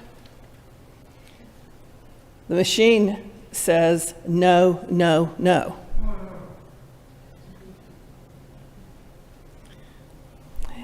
Okay, so what the machine ended up doing, now again, this was a recount, so these particular races were not being recounted, but what this shows is that these glitches can happen in the database and have happened in the database where, Sorry to interrupt you, but just for the record, we don't put people making presentations under oath, so you're not under oath. But tell us, for the record, where these images came from, how they were obtained, the chain of custody, et cetera. ooh, I don't know that I can tell you the chain of custody, it's been so long, but I will go back and find it and send it to you by email. But these came from Chatham County's databases after the November 2020 election. And these are ballot images from the original count and the recount. Okay, so I'm just going to, I'm not intending to put you on the spot here. So what I'm going to do is I'm going to leave the record open and let you submit that, and we'll just append that into the record. Okay? Okay. That's just fine. That's just fine. But I think what you will see is that in this glitch, and again, I'm not saying these were counted this way because it was a recount, and this was not the race that was subject to being recounted. I'm showing the example of how glitches can occur that count the ballot differently than what the voter is seeing. And this just underscores the need for logic and accuracy testing that is robust and fully compliant with state law. Right now, it is the most superficial kind of testing that is taking place, where each machine is tested in a very, very, very limited way. Here's another example that I think everybody can relate to, and that is the system does not even require that they test to make sure that if a race is undervoted, in other words, somebody skips a race, somebody doesn't vote at all, there is no test that will make sure that a vote's not counted there. That, you know, the vote doesn't show up for Sally even though nobody touched Sally or any other candidate on the screen. There is no question, and as the court has held, that the measures that are in process today are inadequate. They don't meet state law, and we are asking this board to require that the counties meet the state law in the testing.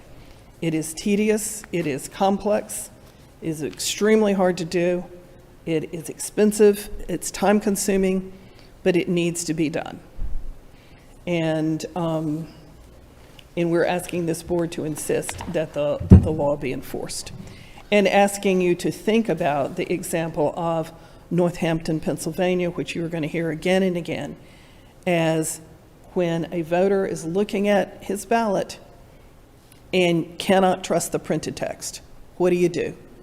There's nothing that can be done then. Okay? Any question? Oh, Well, I just Gene. thought of a kind of a workaround. Have these ballot images been admitted into evidence in the suit? No. Okay. If they were admitted, I'd say, okay, this is plaintiff's 151. No, not that, no. Okay. They I haven't. tried. That's, well. I'll just leave the record I open. believe, okay, and I believe that what I'll find for you, I think what I will end up finding for you is that we obtained the images from the Secretary of State, but I don't want to swear to it right this moment. And you're It's not been under so oath. long, 2020's been a little while ago. And you're not under oath, but I'll just leave the record open. I thought I had a workaround for it, but we'll just leave Thank the you, record open and let you get that to we me. will definitely get that to Okay, you. thank you. But thank you for the question. Thank you. Okay, questions from the board? Oh, do you want to go? You went first, Ms. Duford. You went first, okay. about the access side of it. So here we are. Questions for the board. Dr. Johnston, you get to go first.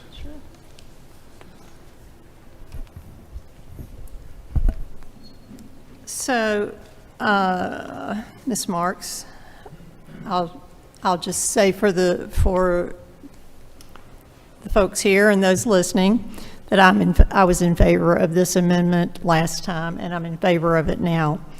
I do know that this voting system is enormous in the devices that are involved with the election process.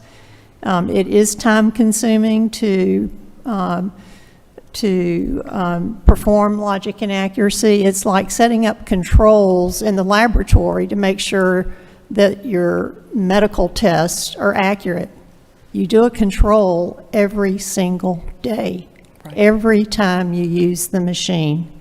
So it's just doing that same proper procedure and step to make sure that the machines are working properly and counting properly. With thousands of scanners in the state and tens of thousands of BMDs, every one of those pieces of equipment, those devices must be checked. And it must be confirmed that they're accurate before the election begins. We know, and also from the Pennsylvania experience, but we know that if once those machines have been checked for an accurate database, if there's any change made after that point, it has a consequence. And it can actually change it. It could change the ballot. It may not, but it must be tested, because if it does change the ballot, the electronic ballot, it corrupts the ballot. You're dealing with a corrupted ballot, and that can have an effect. It may not have an effect, but it can. It could have an effect that would change the results of an election.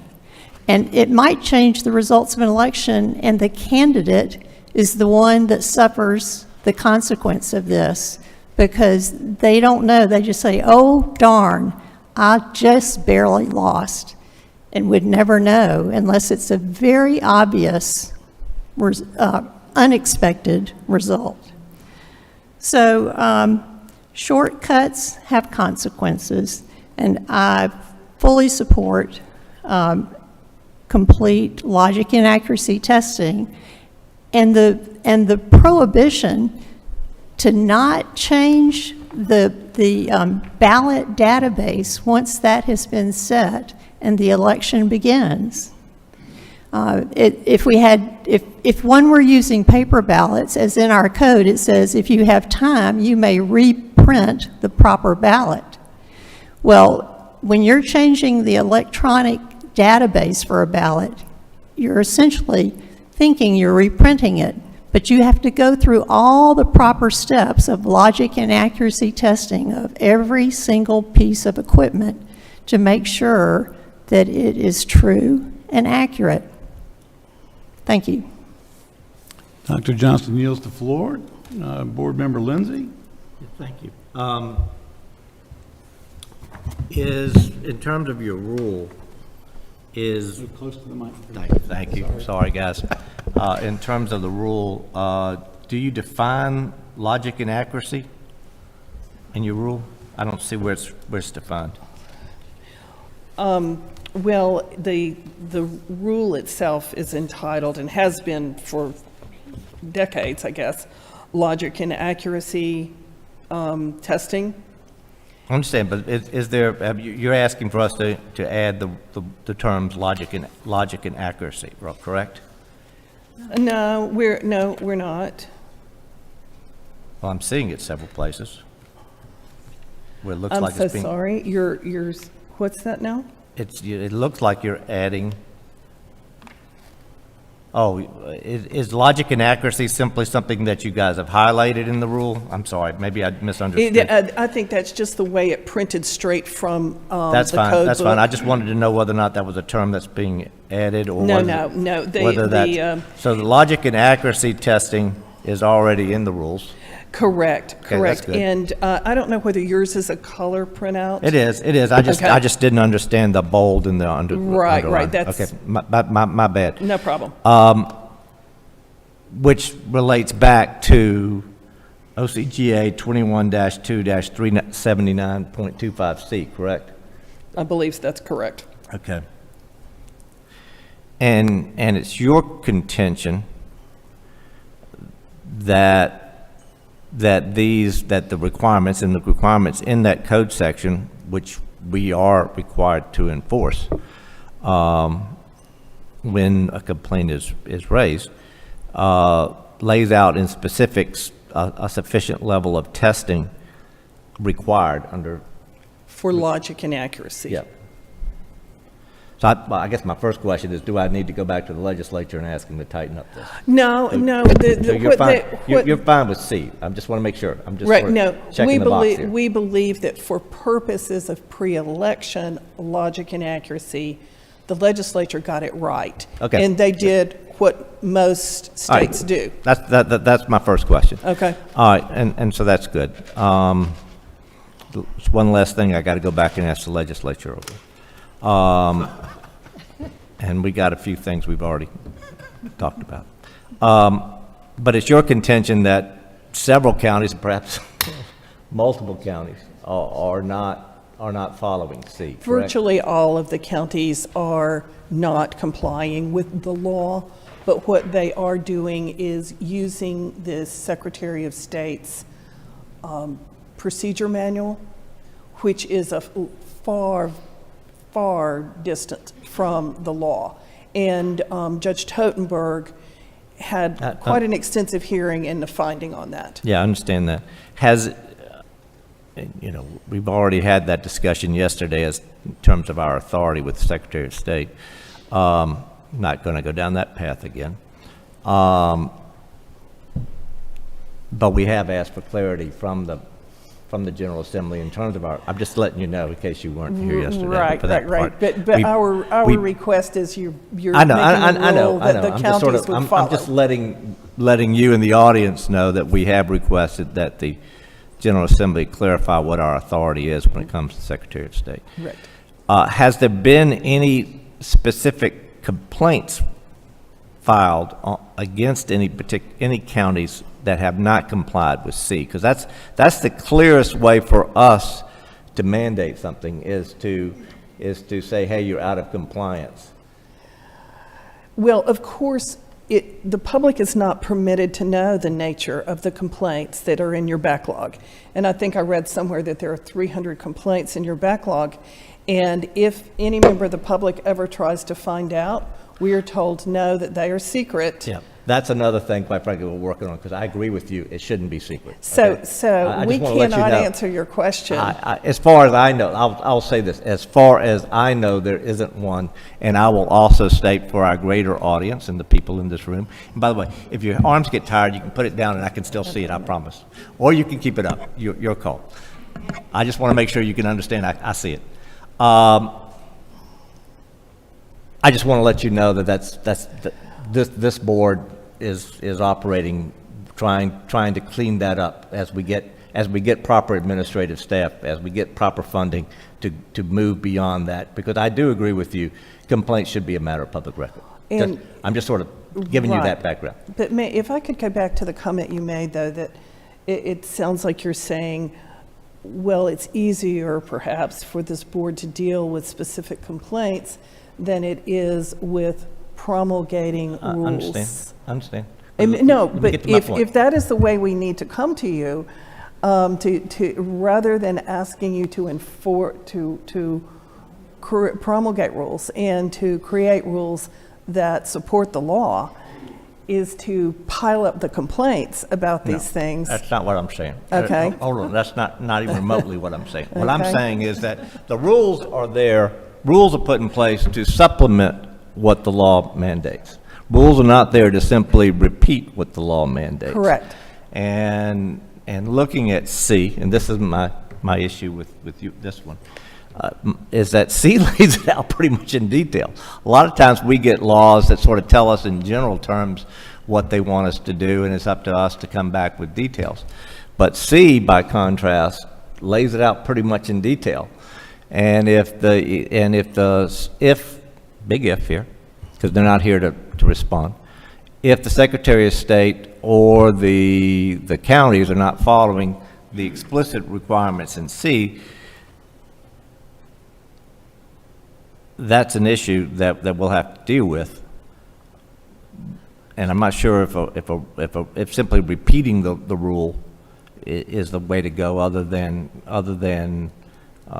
pushing on them to enforce that which is already laid out in great detail. And I'm looking at it again, and I did look at it before. So anyway,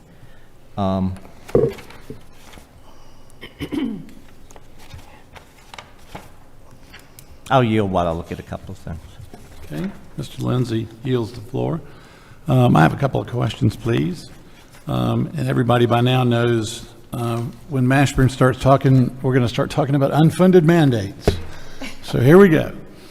I want to make sure that I'm understanding your, the way you've marked this, just so I don't have any mistakes. In that the copy that we have, there's a blue strike through for what you're taking out and a red indication for that which you want to add, correct? Correct. Okay. So if we look to 3, if we look to 3B, Correct. you want to add this second sentence. Right. Okay. So I want to find out what we're telling the counties they're going to have to do with regard to this second sentence. So let's kind of talk about that. Okay, and this goes to Mr. Lindsay's comment, actually. He's saying that the statute itself is pretty explicit already and specific. This just kind of adds a little bit more emphasis, saying, and what we mean by that is that each ballot marking device shall be tested for accurate recording and printing of each candidate's selection on each contest for each ballot style for which the BMD can be used for voting. Right. And do you have an estimate on how long it takes to do this test for one ballot style on one machine? Do you have? Certainly I'm not. this isn't a game of catch you. I'm just trying to quantify this. Certainly not, because we've never had that kind of access, but do recall that that's going to be incredibly different if you've got a runoff race with 2 candidates versus a May primary ballot with 47 contests and Right. 130 candidates. Okay, that makes So, sense. yes, I don't think there's a uniform answer there. Okay.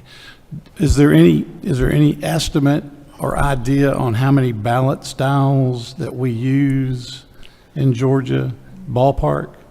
It's going to be in thousands. Okay. Yeah, there will be, she was just saying one per seat per precinct, but they're going to be more than that. Because, let's take a primary. In every, let's see, you're going to have Democrat, Republican, and nonpartisan for every race and every precinct. So, no, there is no question. This is an enormously complex, time-consuming, expensive, but it was, the legislature put it in for a reason. The legislature also determined that there was no cost to doing this. We challenged them on that at the time. So, Do you agree or disagree well, with we that? disagreed That at the there's no time, cost? and we strenuously disagree now, having watched it in process. So do you have an estimate for us on how much that we can go to the counties, an estimate on how much more time this is going to take them than what they're doing now, assuming the ones that are complying with the law? How much more time are y'all asking them to put in? It is not that we are asking them. Or is your petition asking them to put in? Our petition is not asking them to take more time than what they are doing now. Our petition is to do what the law requires, not to say, well, what you're doing now is okay. We don't want it to cost anymore. We don't want it to necessarily have to complete what the legislator said you need to. But Mr. Chair, it is substantial. It is quite substantial. It's thousands, county like Fulton, thousands of hours. More. Yeah, Okay. because they're doing a major shortcut right now that is ineffective. I'd almost say don't even do it. I shouldn't, that would be an exaggeration for me to say don't even do what you're doing now, but they're spending a lot of time ineffectively today. Yeah, because when I talk to the counties, I don't hear that they're afraid of me, but I hear that they don't have the time or the staff to do what they're doing now. And they're always say, don't put more on us. Right. Okay, but how do you say, well, then you don't need to follow the law? All right. Yeah, I get that. Yeah, because what we've given you, Northampton has taught us all that this can and does happen in real life. Chatham is teaching us it can and does happen. We can't say, well, we'll hope for the best for Election Day, because what happens on Election Day is there is no way to recover if such an error gets through the system. And I think you all are the most aware of anybody in Georgia of how hard it is for the counties to retain experienced election workers right now, and the kind of the brain drain from the election officials happening right now. Errors are going to occur more. Okay, I appreciate it. Thank you. More questions from the board? I think I took the floor while Mr. Lindsay was getting ready to have some further comment or question. Are you ready? No, I just, well, Mr. Lindsay has the floor again. just where you say shall test each race, they say all races. I'm just sort of looking at the code section. So I'm, in that situation is, and does require that all ballot markers be tested accurately. I'm happy to say each, every, and all. Right. I'm just simply pointing out that I think that that's covered by the code section. And I agree that the proper testing is critically necessary. And I want them to follow the law because, as you and I have discussed, while every system is capable of having bad guys intervene, whether it be paper or electronic, it's always important to stay one step ahead of the bad guys, and including the issue of upgrades and testing and everything else. My only question here is whether B is sufficient notice to to them on how to do it and whether or not your additional language is necessary. It kind of reminds me of the movie A Few Good Men, in which, the defendants object, judge rules, then one of the other lawyers gets up, but judge, I really, really, really object. And, we have here a rule already in place, and we have here a code section that very much in detail lays out what should be done, or what is, not should, but what is required to be done. And our issue is getting the local counties to comply with the state law, and with, for that matter, Secretary of State. And that's my comment. Okay, we thank you for your presentation. We thank the board for their involvement and their questions. So at this time, the chair is ready to entertain a motion from a member of the board, if there is a motion. I'd like to make a motion that we accept the amendments to the petition for amendments to Rule 183-112.08, logic and accuracy testing, to be considered and amended. Okay, there's a motion to accept the logic and accuracy petition to enter into rulemaking. Is there a second?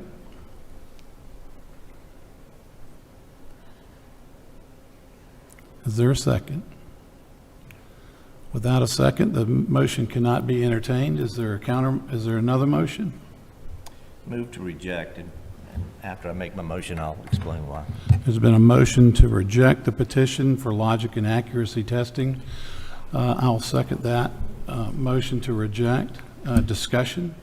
I want to make it very clear, I'm not moving to reject logic and accuracy testing. Logic and accuracy testing is already required under Georgia law, under the code section OCGA 21-2-379.25C, and underneath the existing rules.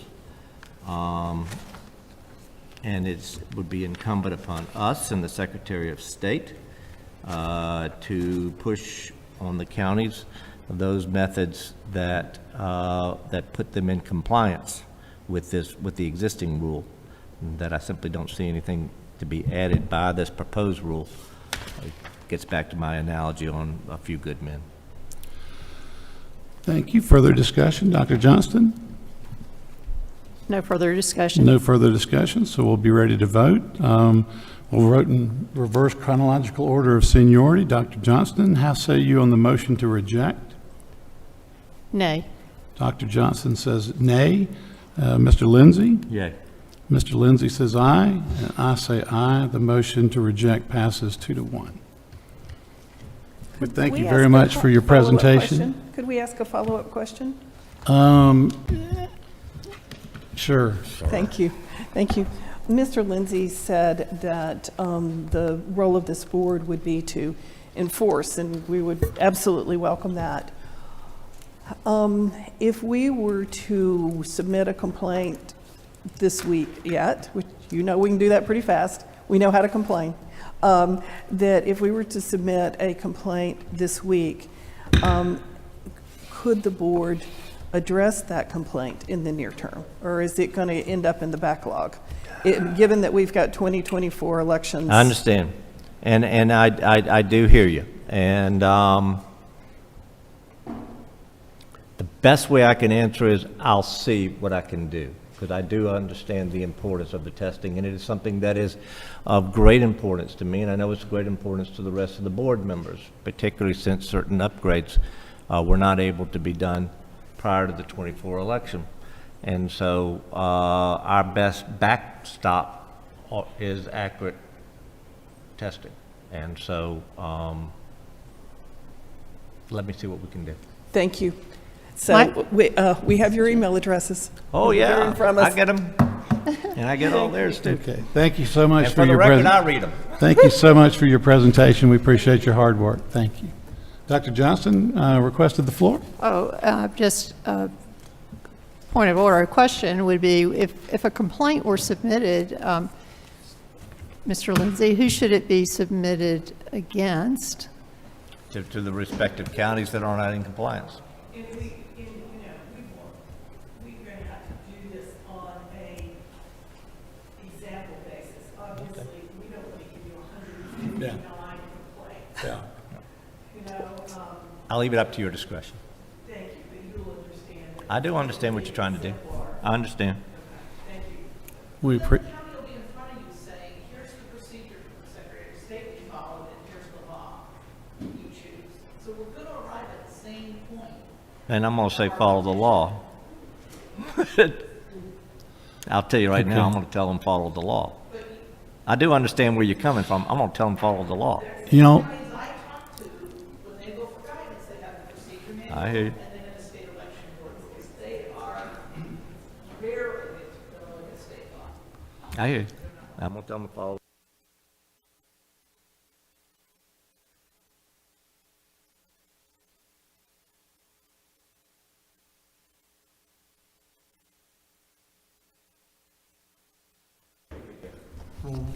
that completes all items on the board's agenda for today. I'd like to thank everyone's attendance, thank everyone for their attendance and their participation in the important work of the board.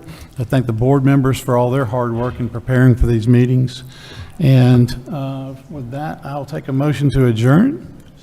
There's been a motion to adjourn. Second. Seconded. All those in favor will say aye. Anybody risk being opposed? None. We are adjourned. Thank you very much.